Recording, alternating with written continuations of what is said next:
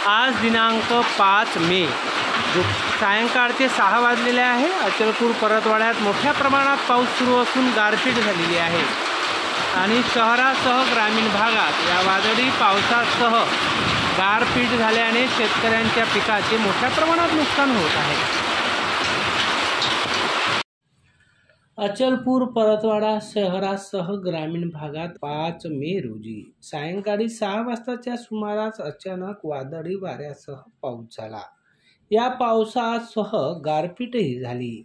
परतवाडा शहरातील अचलपूर मार्गावरील गाडगेबाबा पानेरी जवळ एक वृक्षही कोसळले, त्यामुळे वाहतुकीला खोळंबाही निर्माण झाला होता। अचलपूर परतवाडा शहरात झालेल्या वादळी पावसासोबत गारपीट झाल्याने अनेक चिमुकल्यांनी या गारपिटीचा आनंद घेतला असला तरी शेतकऱ्यांची मात्र चिंता वाढली आहे। शेत शिवारात असलेले संत्रा, मोसंबी व इतर पिकांचं गारपिटीमध्ये नुकसान होण्याची शक्यता शेतकऱ्यांनी वर्तवलेली आहे। अचलपूर परतवाडा शहरात गेल्या कित्येक दिवसापासून ऊन तापत असताना आलेल्या या पावसामुळे काही प्रमाणात वातावरणात गारवा निर्माण झाला आहे।